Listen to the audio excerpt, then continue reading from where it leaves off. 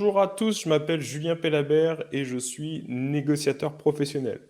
Mon métier, c'est de former, d'accompagner et d'assister des entreprises et organisations sur la conduite de leurs négociations les plus sensibles et les plus complexes. Bienvenue dans Pour parler, le podcast de la négociation. Notre ambition est simple, vous donner des clés pour mieux négocier pour un meilleur futur professionnel et personnel. Aujourd'hui, j'ai la chance d'avoir en invité Benjamin Sylvan. Bonjour Benjamin. Bonjour Julien, merci. Comment est-ce que tu vas? Très bien, merci. Bon, top. Est-ce que tu peux te présenter, Benjamin, parce que tu as un parcours qui est assez atypique et je trouve très intéressant sur le sujet de la négociation et puis par rapport à ce que tu exerces aujourd'hui. Est-ce que tu peux nous présenter un petit peu ton parcours et qui tu es pour les personnes qui ne te connaissent pas encore, s'il te plaît? La question n'est jamais simple, mais donc je suis négociateur, c'est ce qui nous fait nous rencontrer aussi. Je suis négociateur de conflits, donc j'interviens sur des conflits. J'interviens aussi sur de la gestion de crise. Et ça se décline sur du conseil et de l'intervention et sur de la formation. Mhm. Et je suis également coach et superviseur, ce qui me permet aussi d'accompagner en fait les dirigeants, les décideurs, les équipes, les organisations en situation d'incertitude et de complexité, que ce soit des crises, des conflits, des transformations. Donc faire face finalement à de l'inattendu, un peu ces environnements VUCA d'incertitude, voilà, à finalement reprendre la main, l'initiative dans la situation pour pouvoir agir alors que ce sont des situations qui souvent ont tendance à nous tétaniser. Voilà un Ouais, petit peu sur ce que je fais. l'incertitude, complexité. Et avant ça, en parallèle, un doctorat.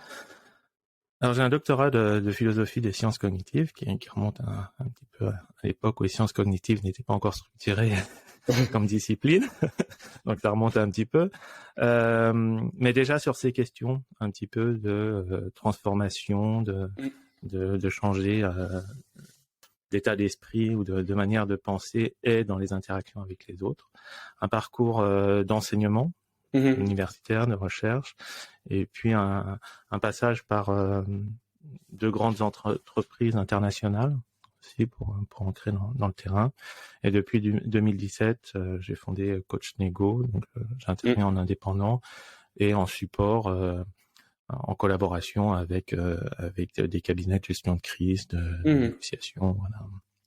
Top. Je trouve que c'est vraiment intéressant de souligner ce doctorat parce que on a l'occasion d'échanger régulièrement sur le sujet de la négociation. Tu as écrit certaines choses et je trouve que euh, dans ton écriture, dans ta façon de poser le problème, on sent qu'il y a un vrai travail derrière, une vraie réflexion.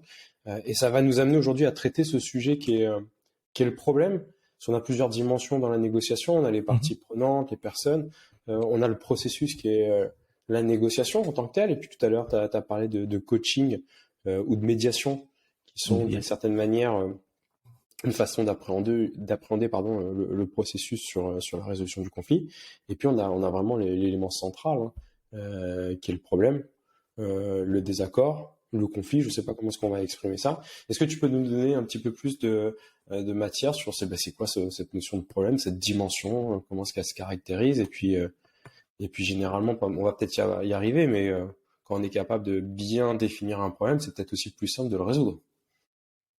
Et effectivement, et c'est souvent le nœud de la situation, je pense, parce que le conflit, le désaccord, c'est que finalement, entre différentes parties prenantes, on ne voit pas la situation de la même manière, on a une manière de l'appréhender, de l'apercevoir différente. Et c'est dans cette distance, dans ce différent, finalement, que apparaît une interaction euh, difficile, compliquée ou complexe, et quel conflit. Euh, l'un des réflexes qu'on peut avoir, c'est il faut trouver une solution. Mmh. Voilà. Et c'est pas un bon Et réflexe? ben, c'est euh, c'est rarement pertinent dans une situation d'incertitude ou de conflit, Pourquoi? Parce que il suffit que les différentes parties prenantes arrivent chacune avec sa solution pour que ça ne fasse que rajouter de l'huile sur le feu. Voilà, tomber dans ce qu'on appelle le positionnisme, où chacun va dire non, c'est ça qu'il faut faire. Voilà, qui peut être tout à fait légitime et cohérent avec son cadre de référence, mais qui n'est pas nécessairement dans un cadre partagé. Et souvent, quand j'interviens, c'est que les parties ont de très bonnes idées, de très bonnes solutions. Elles peuvent m'expliquer par A plus B que c'est la meilleure à appliquer. Mais en fait, les autres n'entendent pas, ne peuvent pas entendre, ne peuvent pas comprendre cette solution, ne peuvent pas l'accepter. Et finalement, l'interaction reste bloquée. Et une question que j'aime bien poser dans ces cas-là, c'est mais c'est quoi le problème en fait? C'est vraiment intéressant. Parce que quand tu dis en fait on voit pas le conflit de la même manière, et même si on le voyait de la même manière, j'ai envie de te dire, Benjamin, le conflit pourrait interroger sur des intérêts, des besoins qui sont différents. Exactement. On a d'autres choses, mais on a comme un point de vue identitaire, tu es différent de moi, donc tu as d'autres besoins que moi. Ben, c'est peut-être ça aussi la source du conflit, c'est qu'on veut chacun le meilleur de la situation, mais c'est pas la même chose. C'est pas la même chose. Et poser le problème, on peut le poser de manière théorique, abstrait, etc. Ça pourrait, dans une étude de cas, ça peut être intéressant. Dans une situation, on est toujours effectivement entre des personnes ou avec des personnes. Et le problème, c'est qu'est-ce qui pose problème pour vous, en fait? Et là, ça rejoint, c'est quoi votre demande? C'est quoi votre besoin? Envie d'apprendre à mieux négocier pour améliorer votre futur professionnel et personnel? Rejoignez le premier et unique programme de formation à la négociation globale en France. Ce parcours réunit 12 des plus grands experts français de la négociation. Anciens chefs de la cellule de négociation du RAID, du GIGN, enseignants à Harvard, experts en psychologie et détection du mensonge, criminologues, préparateurs mental. Le parcours est certifiant, avec une certification reconnue par l'État et 100% éligible au compte personnel de formation. C'est-à-dire que c'est 0 € de reste à charge pour 99% de nos apprenants. Alors à tout de suite sur négociation-global.com. Qu'est-ce qui fait que dans cette situation, vous n'êtes pas satisfait d'une manière ou d'une autre, qui fait que vous ne pouvez pas agir, interagir de la manière dont vous le souhaitez. Voilà. Donc, quelle est votre demande, quel est votre besoin? Et on va faire un grand travail, en fait, sur formaliser, expliciter la demande. Qu'est-ce qui pose problème pour vous, que l'on va pouvoir problématiser aussi dans l'échange avec l'ensemble des parties prenantes. Et ça fait ressortir, en fait, ça explicite tout le système de référence, tout le cadre de référence, les valeurs de chaque partie prenante, ce qui est important pour eux, les attentes, les questions de loyauté à mettre en œuvre, d'interactions, qui en fait font émerger que avant même de savoir, de pouvoir formuler clairement ce qui pose problème, on peut déjà s'apercevoir que l'autre a un point de vue différent et qu'il est légitime dans son point de vue. Oui, bien sûr. Il a plein de raisons de penser ce qu'il pense, d'agir comme il pense, etc. Que ce soit bien ou pas, qu'importe. En fait, c'est pas le sujet. C'est si elle se comporte de cette manière-là, c'est que pour elle, c'est pertinent à ce moment-là. Et peut-être même elle est consciente de se dire je ne sais pas faire, j'ai des lacunes, etc. Mais donc de dire mais qu'est-ce qui pour toi te pose problème dans cette situation? Et là, effectivement, ça fait ressortir la demande, le besoin. Et tu vois qu'on commence déjà à toucher que le problème est incarné. C'est un problème pour une personne dans une situation donnée, dans une interaction avec son environnement ou avec d'autres personnes. Ah, c'est intéressant. Tu as cette notion d'unicité. Unicité de temps, de lieu, d'action et de personne à ce moment-là. Et parce que c'est une situation, c'est cette interaction-là, c'est cette superposition finalement de points de vue polarisés qui fait que ça bouche à un moment donné l'espace des possibles, des solutions ensemble, et que ça coince. Ah, c'est intéressant. C'est-à-dire que là, si je reprends, alors c'est un concept qui est vieux d'Harvard. Le problème, c'est pas la personne. Il faut différencier le problème de la personne. Toi, tu dis c'est dans l'interaction que le problème est là. C'est-à-dire que le problème se matérialise dans cette notion de frottement à l'autre. De frottement à l'autre, c'est la petite analogie des filtres polarisés que je prenais. qui est de dire, et ça permet aussi de dire, le problème n'est pas dans la personne, n'est pas dans les personnes. Elle n'est pas essentielle, mais le problème vient que la personne peut le prendre pour elle-même, peut le prendre personnellement. Donc c'est là où ça rajoute un nœud, mais c'est dans une interaction, c'est-à-dire que c'est dans l'échange, dans le dialogue, que on peut essayer de trouver. Mais ce qui implique aussi que la solution de problème, ce qui va dissoudre en fait le conflit, qui fait qu'il y aura plus de conflit, implique nécessairement l'ensemble des parties prenantes. Oui, donc la solution n'est pas l'autre non plus. La solution n'est pas l'autre non plus. Dans la confrontation ou dans le processus qu'on va mettre en place pour le solutionner. Exactement. Et ça ne veut pas dire non plus que c'est un consensus. C'est-à-dire, on va pas nécessairement faire la moyenne de tout ça. Peut-être qu'on va se rallier au point de vue de l'un. Peut-être qu'on va imaginer un autre point de vue qui avait pas été imaginé jusque-là. Mais ça veut dire ensemble. C'est-à-dire que cette interaction-là, on arrive à la débloquer. Et la débloquer, ça peut parfois, dans certaines situations, de dire, on rompt la relation. Voilà. On est d'accord qu'on n'arrivera jamais à se mettre d'accord, ce qui peut être une issue possible de résolution. On est d'accord sur le désaccord, et donc on prend le parti de ne plus être confronté à ce moment-là à l'interaction à l'autre qui génère ce problème. Voilà. Peut être effectivement... et tu vois qu'être d'accord sur le désaccord, c'est déjà un énorme pas en avant. Oui, complètement. Donc c'est une reconnaissance du point de vue de l'autre.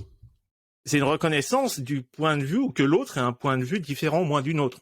Peut-être qu'on n'a pas encore identifié en tant que tel, mais de se dire que et l'autre rentre dans l'équation. Il y aurait rien de pire en fait qu'une situation où on nie l'autre, on est complètement indifférent à l'autre, et donc finalement on le fait même pas rentrer dans l'équation de résolution en fait. Oui, mais alors ce qui est intéressant, parce que la négociation, c'est intégrer l'autre dans le processus de décision. Donc on est complètement aligné sur le fait que c'est vraiment intéressant cette notion de effectivement le réflexe, ça serait de trouver une solution, et toi tu dis en fait c'est pas que c'est pas bon de trouver la solution, mais si on le fait trop tôt, on arrive sur cette notion d'argumentation, contre-argumentation, de jeu de verbal, et on voit pas mal de choses là-dessus, de vouloir convaincre. Donc on peut avoir un accord, mais c'est pas un accord au mieux disant. Le premier réflexe qu'on a, c'est vraiment de prendre en considération la parole de l'autre, d'écouter, de comprendre et de poser le problème. C'est ça. Et arriver avec une solution, c'est un petit peu comme arriver avec une clé et de se dire, je sais que ça ouvre une serrure, mais je sais pas laquelle. Ah. Si tu veux.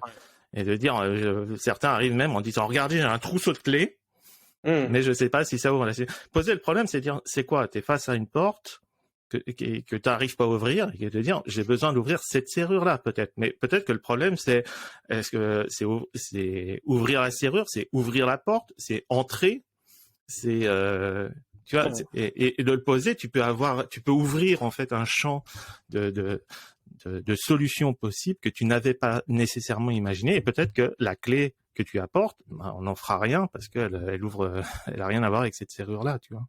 C'est vraiment intéressant ce que tu dis, parce que en fait, j'ai l'impression que plus on avance de façon générale dans la vie, plus on a l'impression d'avoir une clé facilement aux portes de l'autre, et peut-être moins on peut prendre le temps de bien définir le problème, de bien le poser. Et le risque, c'est non pas de pas ouvrir la porte, le risque c'est de perdre énormément de temps, c'est de forcer, je reprends ton analogie, à ouvrir la porte en étant persuadé que c'est la bonne solution, et puis être face à un échec alors qu'on y investit beaucoup de temps, beaucoup d'énergie. Je pense à des réponses à appel d'offres où j'ai accompagné des gens qui étaient persuadés d'avoir la bonne réponse, mais qui n'avaient pas fait ce travail en amont vraiment de la définition du problème. Et puis plus un événement est inattendu, plus son impact est important. Ah bah merde, on a perdu l'appel d'offres, on était persuadé de le gagner. Une grosse surprise. Donc ça nous renvoie de manière à une posture d'humilité, ce que tu dis. C'est une posture d'humilité dans des situations. Alors, ça ne veut pas dire que les clés ne marchent jamais, mais dans des situations d'incertitude, la clé représente en fait les certitudes qu'on peut avoir. Tu vois, et dans une situation d'incertitude, arriver avec des certitudes ne fait que rajouter du bruit à la complexité du système. Plutôt que d'avoir cette posture de se dire là, voilà, je suis pas sûr d'avoir la bonne clé. Peut-être que je l'ai, peut-être que je l'ai pas, et je peux crocheter la serrure, je peux défoncer la porte, je peux rebrousser chemin, je peux juste frapper à la porte et demander à la personne derrière de me l'ouvrir. Peut-être que je peux fabriquer une clé, peut-être que je peux appeler un serrurier. Il y a plein d'autres solutions possibles. Bien si sûr. tu veux. Mais si tu es campé sur ces certitudes, on va revenir sur ce côté. Moi, j'ai la bonne solution, c'est à l'autre de bouger, c'est à l'autre de s'adapter. Ouais, donc déjà définir cette notion presque de pourquoi avant d'aller sur les différentes options qu'on va avoir ou les différents objectifs qu'on pourrait mettre en place pour satisfaire le besoin. Très rapidement, tu as utilisé un mot qui est pas forcément évident pour tout le monde. Tu as parlé de bruit. Est-ce que tu peux nous dire en quelques mots ce qu'est cette notion de bruit, s'il te plaît? Le bruit, c'est... je m'excuse parce que la définition n'est certainement pas la plus canonique, mais ça va avec les biais cognitifs. Les biais cognitifs, c'est un petit peu les travers qu'on a, un peu les raccourcis intuitifs. Les raccourcis qu'on peut prendre. Et le bruit, c'est un petit peu tout ce que l'on rajoute, ou tout ce qui se rajoute dans l'analyse de la situation qui n'accompagne pas la situation. Donc en fait, c'est un peu toutes les certitudes, tous les autres biais qu'on pourrait mettre dedans, et qui fait que on a soit tendance à aller vers nos propres biais, soit on a tendance en fait à traiter de mauvais problèmes, le problème d'à côté. Hein. Je dirais un bruit, une petite image qu'on peut prendre, c'est l'histoire du. En fait, c'est aléatoire ouais. Et ça rajoute en fait ça élargit tellement en fait l'espace que on ne sait plus ce qui est possible ou pas en fait. Ouais. En fait, le biais, il y avait une petite métaphore avec la balance qui était prise par Kahneman sur la différence entre le biais et le bruit. Le biais, c'est que tu montes sur ta balance, ça fait plus 5 kilos. Je monte sur ta balance, ça fait plus 5 kilos, donc elle est biaisée. En fait, à des inputs différentes, l'output, il sera toujours dans la même direction. Et la notion de bruité, notamment sur une balance, c'est que tu montes sur la balance plus 5, je monte sur la même balance moins 2 kilos, ton voisin monte dessus, pile poil le bon bruit. Donc c'est vraiment un côté très aléatoire, c'est-à-dire que sur des inputs différents, on va même avoir des outputs qui seront totalement différents, qui partiront. Donc, c'est ça. Ça noie complètement le rapport en fait d'évaluation, et donc c'est très difficile de par rapport à quoi on se situe, parce que finalement, vous avez l'exemple des cibles dans lesquelles on tire, et puis on est incapable, si on n'a pas la cible qui est dessinée, de savoir si ça a été dans le mille ou pas. On ferme la parenthèse à ça, mais si les gens veulent regarder, notamment les travaux de Daniel Kahneman, puis avec Olivier Sibony, qui est professeur. Il vient de sortir un livre cette année, je crois. Il y a quelques mois, même pas. Quelques mois en France. Ça s'appelle Noise. Donc, Noise. Oui. Qu'on vous invite à regarder, qui est un excellent livre. Top. Sur cette notion du problème, donc comment est-ce que tu as l'habitude? Tu poses la question, c'est quoi le problème? Et après, c'est quoi cette prochaine étape, une fois que je suis en interaction avec l'autre et que j'ai défini le problème? Est-ce que je regarde, je crois dans ton travail, il y a une notion d'existant qui va arriver? Oui. Alors là, je veux dire, il y a un côté, il y a peut-être 3 volets qu'on abordera. Il y a un côté peut-être théorique.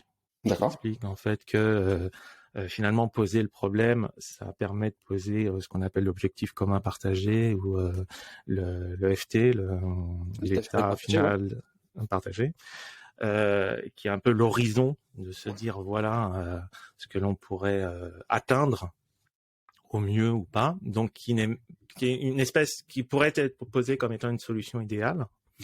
Et il va y avoir ce travail de se dire comment on concrétise ça en le décortiquant, en le séquençant en projets collectifs qui eux-mêmes vont s'établir en action conjointe.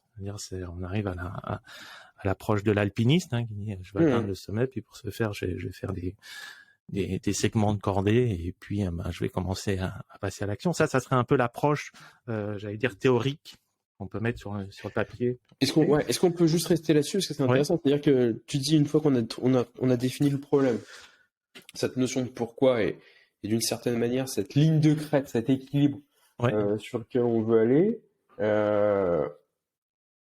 d'une certaine manière, après tu prends la métaphore de l'alpinisme, l'idée sur cette ligne de crête, c'est d'aller définir différentes actions qu'on va mettre en place pour tendre vers cet état final partagé, vers cette vision peut-être idéalisée, peut-être voire même cette chimère du sujet. C'est ça? C'est ça. L'objectif que l'on peut retrouver dans le monde de l'entreprise, ça peut être la vision qu'on se donne, etc. C'est un horizon idéal, en fait. C'est là en claquant des doigts, voilà la liste au Père Noël, voilà ce qu'on aimerait avoir en définitive. mais qui est en soi, comme il est posé comme étant un idéal, est extrêmement difficile à quantifier. Oui. On peut mettre quelques indicateurs, mais c'est très difficile à quantifier. C'est-à-dire, on dit, OK, on est tous d'accord pour aller là-bas, mais concrètement, on y va comment? Et de scinder ça en projet collectif, c'est-à-dire en éléments en étapes qui vont pouvoir le faire. Là, on revient dans une méthode un petit peu smart. De dire, on va dire, la première étape, c'est ça, la deuxième étape. Hein. Parfois, ça ressemble à des grands tableaux de Gantt qu'on met là-dessus. Mais ce séquençage, en fait, nous permet d'avoir des jalons que là, on va pouvoir évaluer avec des ressources, des besoins déjà. Donc, ça devient plus concret. Ce qui permet aussi qu'en définitive, le projet, une fois qu'il est réalisé, ce qu'on a fait effectivement, on obtient un résultat. Et ce résultat, on ne peut pas le prédire a priori, on peut l'espérer, on peut l'escompter a priori, mais on va pouvoir à un moment évaluer là où on en est. Et peut-être qu'on va faire ça avec le différentiel par rapport à l'objectif qu'on s'était posé. Hein. Mais ce qui compte, c'est que là, on est dans le concret, on arrive à avancer. Et ce qui est intéressant là-dedans, c'est que c'est là où on va se rappeler à la réalité finalement. C'est là qu'on va devoir faire des ajustements, c'est là où on va devoir faire des compromis, c'est là où on va devoir en fait se dire l'idéal c'est bien, mais finalement le mieux de ce que l'on peut réaliser au moment donné, c'est encore mieux parce que là on avance en fait. On reste pas dans son canapé à imaginer quelque chose, on fait les premiers pas. Ah, c'est vraiment intéressant parce que nous, cette notion qu'on a de ligne de crête, d'horizon, qui est l'EFP, l'état final partagé, en fait, nous vient d'un vocabulaire militaire, qui est l'EFR, l'état final recherché. Et pour avoir l'occasion d'échanger, on travaille très régulièrement avec notamment des forces spéciales. C'est vraiment intéressant parce que dans leur War Room, derrière cette EFR, ils ont des tableaux avec des jalons extrêmement précis de qui fait quoi sur la tâche. Et avec même une colonne qui est le what if, c'est-à-dire qu'est-ce qui se passe si ça se passe pas bien. C'est une sorte d'analyse pré-mortem où on va essayer, sur un raisonnement à l'absurde, je vais du point A au point B en canoë-kayak, qu'est-ce qui se passe si le moteur tombe en panne? Et ben, dans la gestion, c'est ce qu'on appelle les scénarios d'évolution. Et après, c'est listé par qui fait quoi de façon très concrète. Et je trouve que c'est vraiment intéressant parce que ça permet d'avoir une sorte de roadmap. Et puis aujourd'hui, il y a des entreprises qui partagent ça. Enfin, ça marche très très bien dans le monde de l'entreprise. C'est quelque chose qui est très concret et qui permet d'avancer. Donc, ça fait effectivement des roadmaps. Et comme tu le dis, ça permet de séquencer, de dire, ben voilà, on va faire cette étape. On a besoin de quelles ressources pour le faire et qui s'y colle. Et c'est là, on a des actions conjointes. C'est-à-dire que parfois, on a plusieurs personnes qui vont contribuer à faire quelque chose. Et c'est la conjonction ou l'adéquation entre ces actions, etc.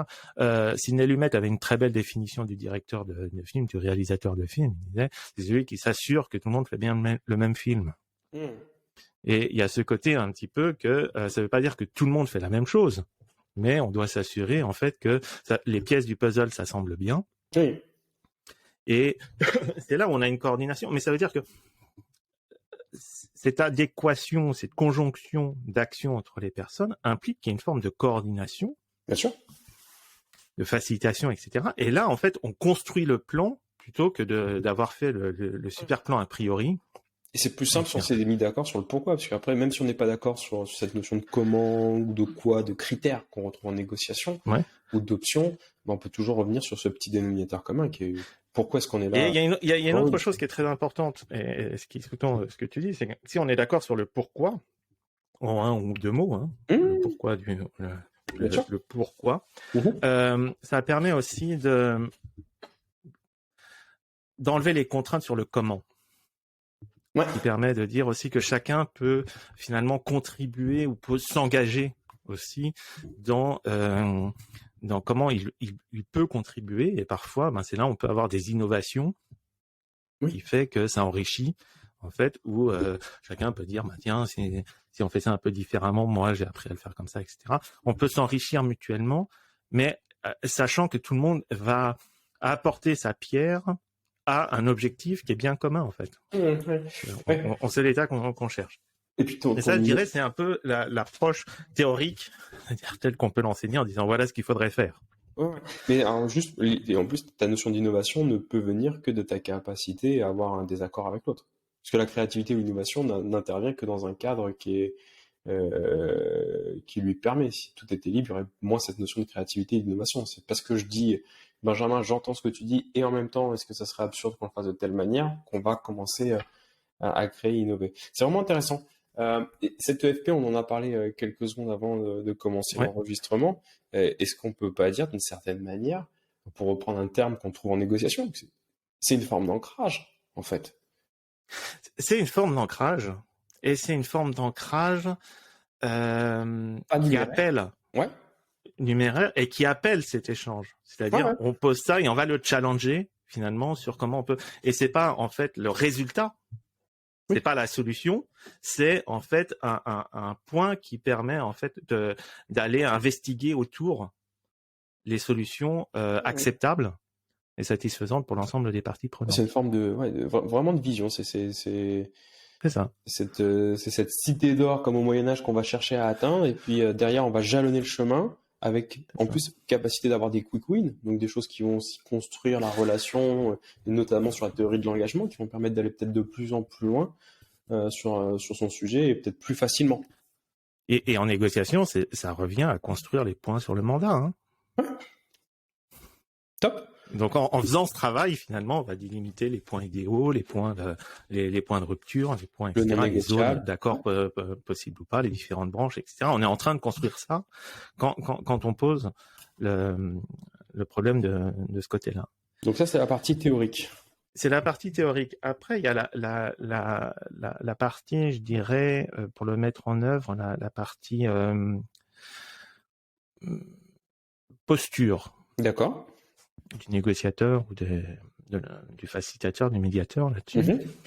On en a déjà un petit peu parlé tout à l'heure, mais c'est accompagner les parties prenantes à formuler ce qui pose problème pour elles, ce qui fait problème pour elles, formuler leurs demandes et leurs besoins, formuler leurs valeurs, leur loyauté. Et pour ça, on a la posture un petit peu d'écoute. Voilà. Qu'on appelle écoute active, écoute profonde, empathique, puissante, de ce qu'on veut, etc. Mais ça va être de laisser la place à l'autre dans sa manière de vivre le conflit.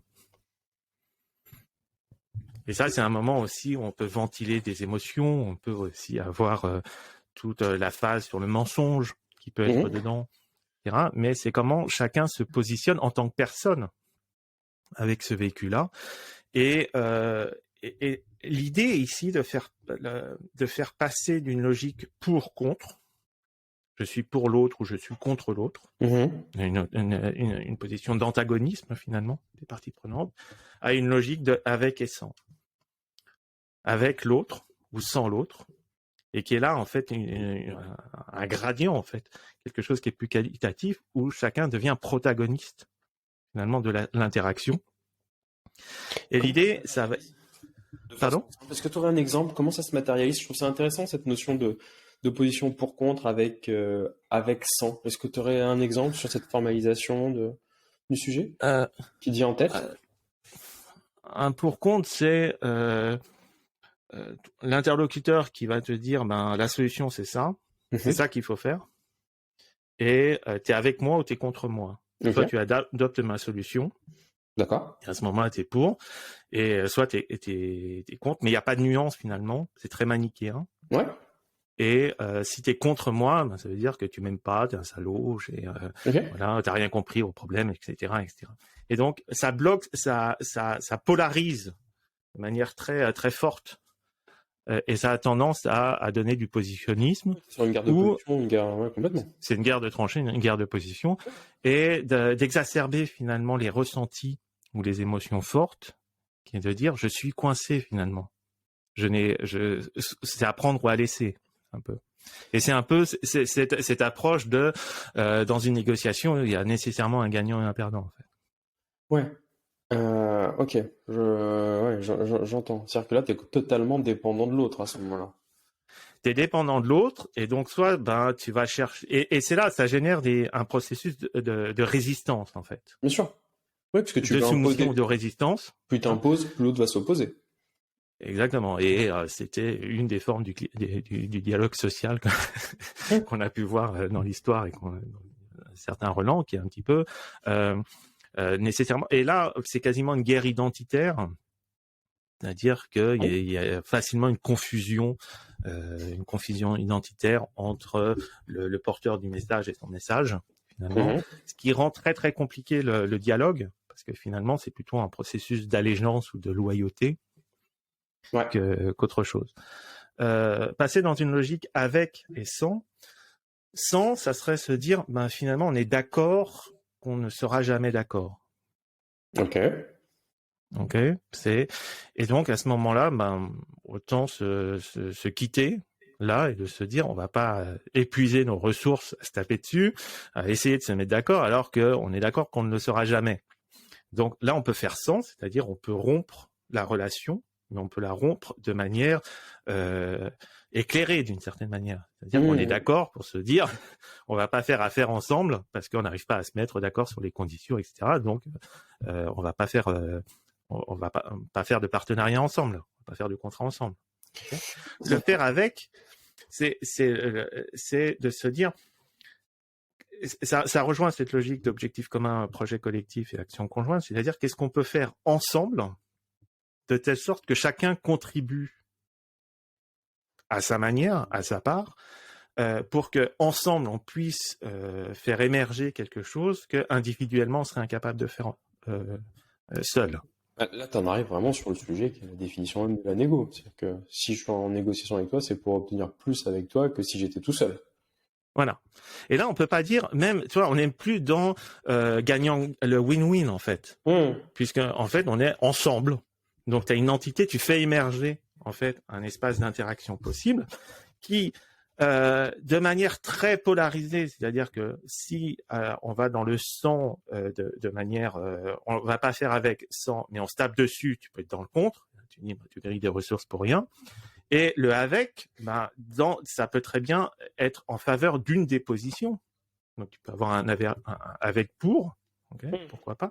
Mais là, ça fait émerger en fait à la fois une logique de coopération, de collaboration ensemble, qui peut être une coopétition, qu'importe. Enfin, en fait, une interaction ensemble. Qui est un mélange de coopération et de compétition, de création de valeur. C'est ça. C'est-à-dire qu'on se challenge quelque chose là-dessus. Mais avec cette idée que on va produire un commun.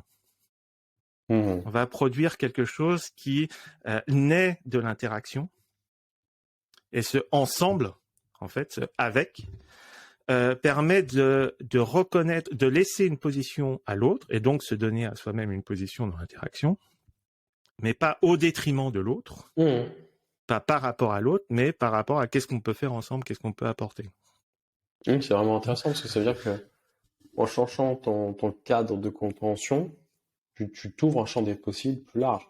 T'es pas dans une volonté d'avoir raison ou tort, et donc d'obtenir ou de ne pas obtenir ce que tu veux. Tu es plus dans une volonté d'intégrer l'autre, si j'entends ce que tu dis, dans cette équation de la décision, et de voir qu'est-ce que je peux faire avec toi, qui va créer de la valeur, ou qu'est-ce que je peux faire sans toi, et qui fait que chacun sera OK là-dessus. Voilà. Et là, on sait ce qu'on perd de l'interaction avec l'autre. Avec ce qui change beaucoup, c'est que dans l'antagonisme pour contre, on va essayer de trouver des raisons, des justifications.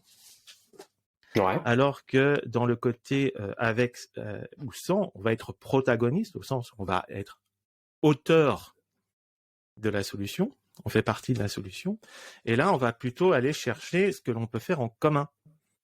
Donc on va plutôt, ça va être plutôt inclusif, ça va être ouvert sur l'autre, on ouvre le champ des possibles, en fait, mais en sachant ce qu'on apporte. Donc en fait on perd pas son identité là-dedans, parce qu'on n'est pas en train de la challenger. Ouais. Mais dans cette posture, c'est vraiment une posture de coach que tu as. Alors, il y a une posture de coach, il y a une posture de facilitateur, une posture d'intégration, et c'est une posture qui finalement va recentrer sur l'action. Benjamin. Ouais. Est-ce que tu as encore le son ou pas?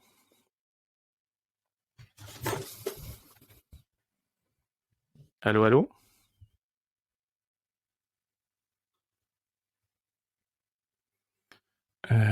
Papa.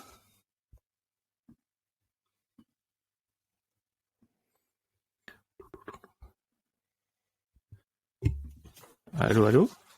Est-ce que tu...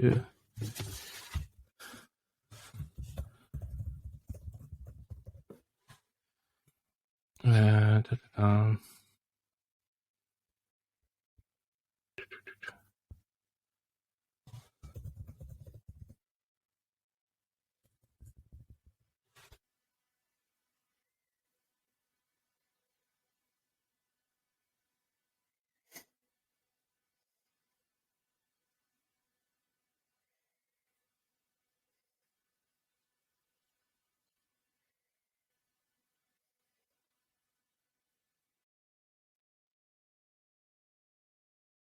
Ah, nickel. J'étais en train de t'envoyer un message, savoir si tu pouvais te reconnecter.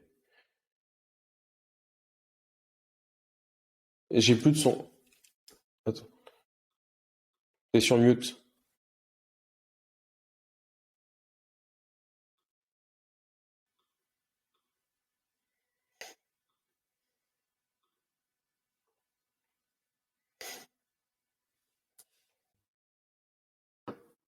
Est-ce que tu m'entends là? Oui. Nice. Oula, bon, désolé, je ne sais pas ce qui s'est passé, mais Pas de souci, aucun problème. De toute façon, ça l'essentiel, c'est continue qu'on à soit enregistrer. reconnecté. Et normalement, on a la première partie, la seconde partie, donc on est bon. Ok, super. Donc là, on était sur cette partie pour contre. Pour contre, avec 100. Ouais.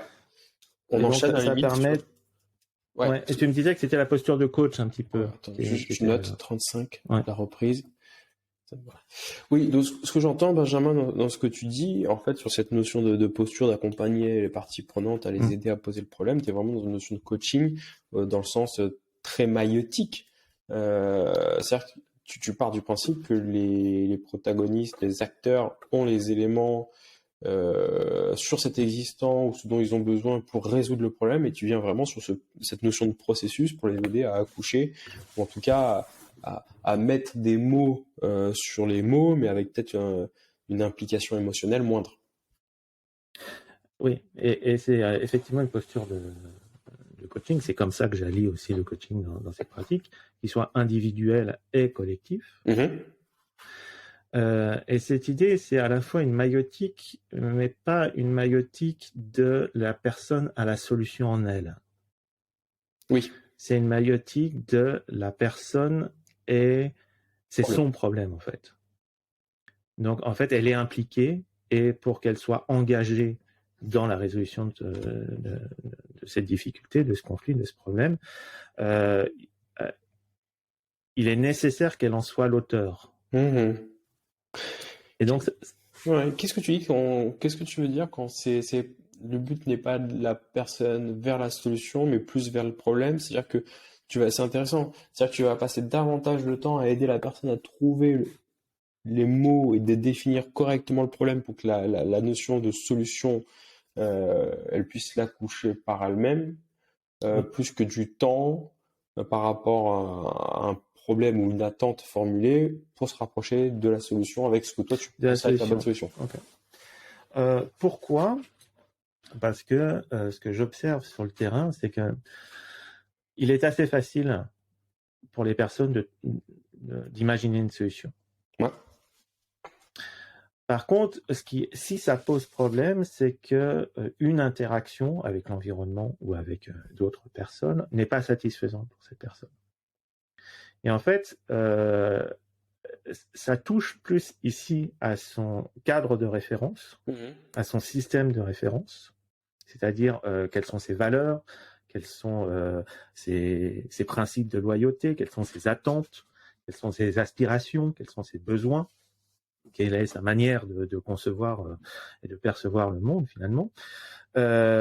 Avant même, c'est-à-dire que c'est presque quelque chose c'est la toile de fond des solutions qu'elle peut imaginer. Et donc, si le problème c'est cette toile de fond, c'est cet espace cognitif en fait de la personne qui est ici, Bacon appellerait ça une expérience de la croix. Elle est mise en stress en fait, au sens où elle est testée. Et elle arrive elle arrive peut-être au bout de son paradigme ou de quelque chose où on se dit l'interprétation ne suffit pas. D'accord. Eh ben, c'est ça qu'il faut aller questionner en fait. Là, je comprends. C'est-à-dire comment on pourrait imaginer différemment le monde, comment on pourrait penser. Et ça, c'est quasiment invité à changer de paradigme. Et ça, c'est quand tu parles extraterrestre, quand tu vas voir des gens comme ça. Et donc, ce travail d'accompagnement avec du coaching, avec de la supervision, c'est aussi de dire, ben, c'est quoi vos valeurs ici? C'est quoi vos choix? Qu'est-ce que vous voulez obtenir? Qu'est-ce que vous voulez vraiment obtenir? Voilà, qu'est-ce que vous cherchez en fait là-dessus? Et c'est un travail que on a peu l'occasion de faire dans notre quotidien.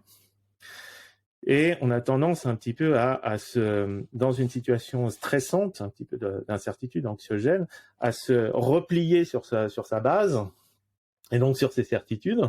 Dire, ben, c'est pas parce que ça marchait là-dessus. Pour le dire un peu crûment, c'est un petit peu les problèmes d'aujourd'hui sont souvent les solutions d'hier. Oui, tu veux dire que face à l'incertitude, en fait, le premier réflexe, c'est d'aller chercher des solutions qu'on connaît déjà dans notre existence, qui a un côté rassurant, et puis on peut avoir des ancrages là-dessus, sur nos croyances. On a l'impression que on visualise cette notion de résultat positif qui est encourageant, alors qu'en fait, paradoxalement, face à la complexité, ce qui pourrait nous en sortir, c'est d'embrasser cette incertitude encore plus, pour aller chercher dans le référentiel de l'autre, quelle est sa manière de voir les choses et en quoi ça l'impacte. Comment est-ce qu'il perçoit son problème? C'est ça? C'est ça. Comment nous, on pourrait imaginer autre chose? C'est-à-dire, là, on est on est dans des changements de paradigme. Alors, ça ne veut pas dire qu'on va réviser complètement le paradigme, qu'on va le mettre à la poubelle, mais on va certainement le réviser, on va certainement l'ajuster, on va apprendre quelque chose de nouveau. C'est là où il y a des opportunités à aller saisir. Et c'est là où il y a un accompagnement à faire. Et dans la méthodologie, ce qui va rejoindre le troisième volet sur est-ce qu'il y a quel genre de méthode ou de tips on peut utiliser en fait pour ça. Bah, je vais y arriver, top, ça c'est parfait. Est-ce que tu as des choses très pragmatiques, très simples en termes de tips pour quelqu'un qui est face à un conflit, mais qui peut être managérial, qui peut être commercial, qui peut être avec sa conjointe. Est-ce que tu aurais 2-3 astuces à nous donner? Alors, on a bien compris que ça va pas être des astuces pour solutionner le problème, mais ça va participer en fait in fine à ça. Est-ce que tu aurais 2-3 réflexes que toi tu as dans ton quotidien? Alors un réflexe que j'aime bien communiquer avec des managers ou des équipes qui font face en fait à des problèmes. Alors le problème ça peut être un conflit interne, mais ça peut être trouver une nouvelle innovation ou s'accommoder d'un changement. Enfin tout n'est pas catastrophique. Effectivement, c'est une petite méthode qui consiste à c'est quoi le problème, qu'est-ce qu'on cherche à résoudre. Après, c'est quoi l'existant, qu'est-ce qu'on a déjà de documenté sur la situation, qu'est-ce qu'on a déjà en stock avant de chercher une solution, une notion d'historique, une notion de benchmark, d'aller voir ce que font les autres, etc., comment les autres ont résolu la situation. Et de passer du temps, en fait, à aller. Ça, c'est important, parce que ça évite de réinventer la roue carrée. Bien sûr. Et c'est important aussi parce qu'on s'aperçoit que les parties prenantes ont généralement beaucoup de références en stock. D'accord. Donc peut-être que la solution existe déjà. Une troisième étape, c'est par rapport après avoir fait le catalogue de l'existant, qu'est-ce qui nous manque, c'est quoi nos besoins que l'on n'a pas trouvé dans l'existant qui nous permettrait peut-être de résoudre de manière plus satisfaisante le problème qu'on a posé. Donc qu'est-ce qui nous manque? C'est le différentiel entre l'existant et la solution qu'on souhaiterait avoir. Et c'est là où on va retrouver l'objectif ou l'état final désiré, de se dire, bah ouais, mais moi j'aimerais bien avoir ça. Et là, en fait, je m'aperçois que dans ce qu'on a en stock, en référence, finalement, ça ne répond que de manière imparfaite parce que, etc. Et là, cette phase-là, cette troisième phase, permet de clarifier encore plus la demande et les attentes. C'est-à-dire qu'est-ce qui satisferait, et là on va aller toucher les valeurs, qui est de dire voilà ce qui est vraiment important pour nous d'avoir ici. Ce qui est une reformulation du problème, mais par rapport à notre situation à nous. Et une fois qu'on a formulé ce besoin, alors formuler le problème, l'existant et le besoin, en général ça prend les 3/4 du processus. Mais sachant que sur qu'est-ce qui nous manque, quel est le besoin, il n'est pas forcément... on peut avoir la perception qu'on a besoin de ça et en fait on n'en avait pas forcément besoin.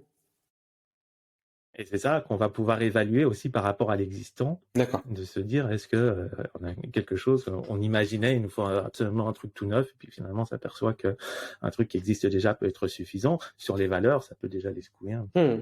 Top. La phase d'après, c'est qu'est-ce qui est possible de faire. D'accord. Et c'est là où on fait la phase de brainstorm, qui est de dire on imagine tout ce qu'on veut. Si tu veux, tout ce qui et on se pose pas la question de est-ce que c'est réalisable ou pas. Ouais, c'est une vraie façon de. Ouais, Tu fais la liste au Père Noël. C'est ça.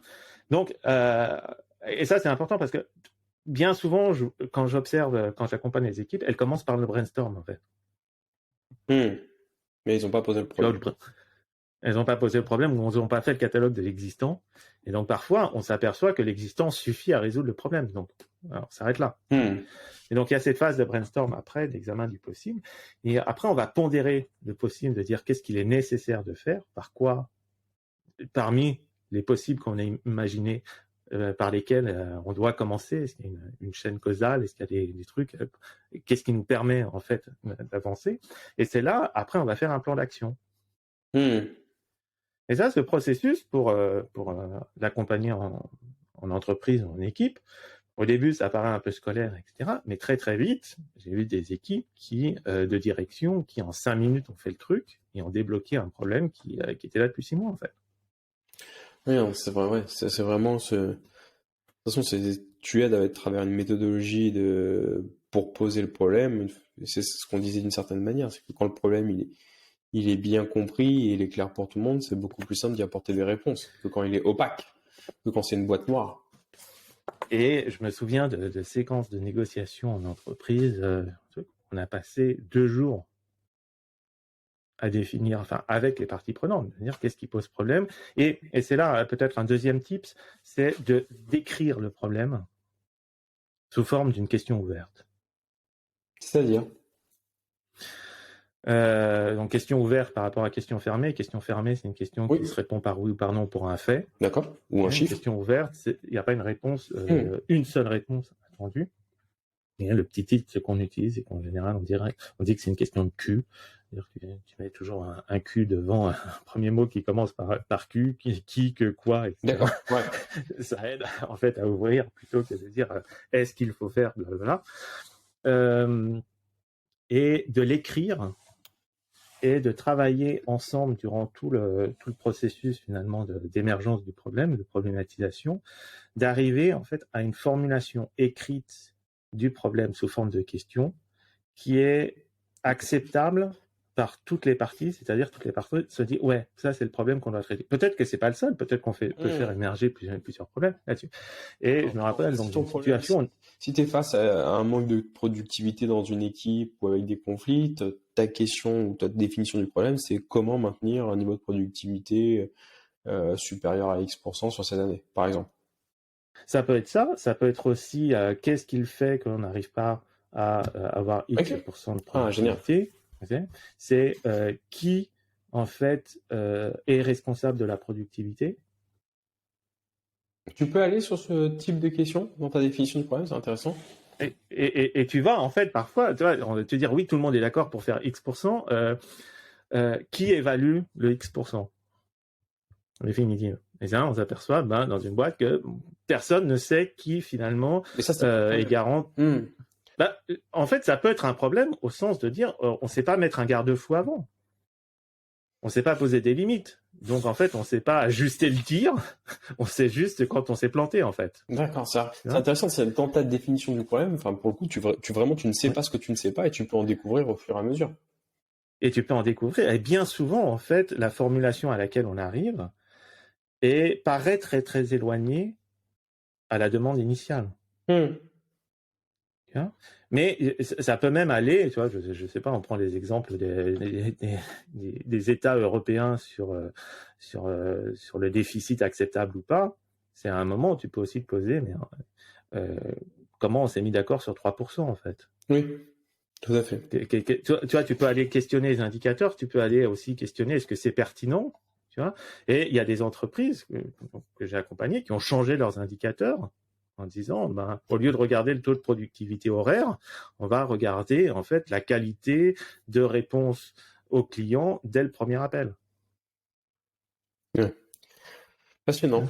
Ce que je retiens de notre interaction, Benjamin, d'une certaine manière, c'est que quand on est face à un problème, à un conflit, c'est éviter d'aller sur des choses qu'on sait déjà et de proposer des solutions parce qu'on prend le risque d'une certaine manière de passer à côté, de ne pas répondre totalement ni à notre besoin ni aux besoins de l'autre, et donc d'avoir des situations de guerre de position où on va vraiment être dans des logiques très distributives de la négociation, parce que l'un va gagner, l'autre va le perdre. Tu parlais d'allégeance, vraiment de gagnant et de perdant, et plus d'intégrer l'autre dans cette équation de la décision, déjà dans un premier temps pour définir le problème, déjà pour dire qu'on est d'accord en fait, sur le premier accord possible, c'est sur la définition du problème, qui n'est pas si évident que ça. Et plus on va être en capacité de bien le définir, plus derrière on pourra mettre des actions qu'on va implémenter avec des quick wins ou des jalons qui vont nous permettre d'aller chercher cet idéal, cet état final partagé, cette vision qu'on va définir avec l'autre, c'est ça? C'est ça, tout à fait. Et je me souviens vraiment d'anecdotes où, en passant des journées à définir ensemble le problème, une fois que le problème est écrit au tableau, les gens disent « Ah ouais, en fait, c'est vraiment ça notre truc ». Ils se disent « Mais maintenant, on sait ce qu'on doit faire, en fait. On a déjà notre solution. » Et ne pas oublier que les parties prenantes sont les plus expertes par rapport à leurs problèmes. Oui, non, bien sûr. Elles connaissent ce qu'elles peuvent faire, etc. Donc, je me fais pas de soucis pour elles pour trouver une solution. La question, c'est quelle est la solution pertinente dans leur interaction. Et ça, parfois, c'est plus difficile à faire. Donc, c'est comme ça que je conçois, en fait. C'est intéressant. Ça veut dire que ton problème, c'est tout sauf une évidence. Mais à partir du moment où tu es en capacité de le définir, ça devient cette évidence. Et ça devient une évidence. Et il se dissout, Wittgenstein dirait, le problème c'est dissout, finalement, parce que ça devient une liste de questions auxquelles je sais répondre. Ouais, top. Super, passionnant. Pour finir ce podcast, Benjamin, j'ai l'habitude de finir toujours sur la même question. Si le Benjamin d'aujourd'hui devait rencontrer le Benjamin il y a 20 ans, quel est le conseil que tu lui donnerais à ce Benjamin? Il y a 20 ans en arrière, c'est ça? Qu'est-ce que tu lui donnerais comme conseil à ce Benjamin?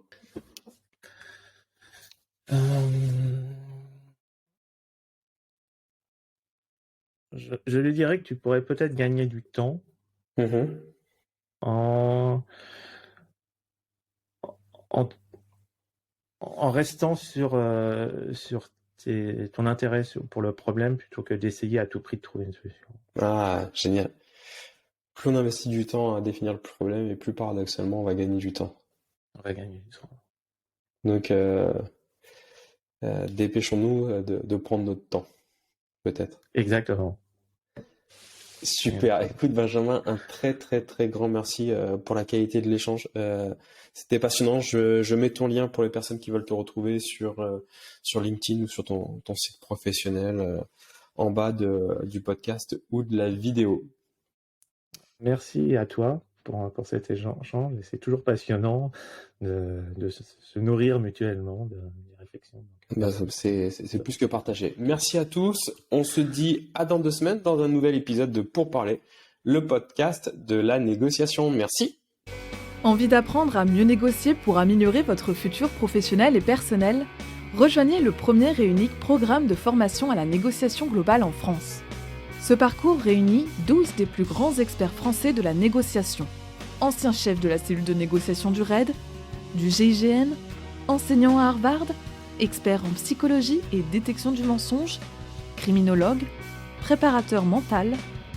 Le parcours est certifiant, avec une certification reconnue par l'État et 100% éligible au compte personnel de formation.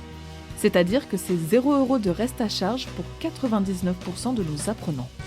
Alors à tout de suite sur négociation-global.com.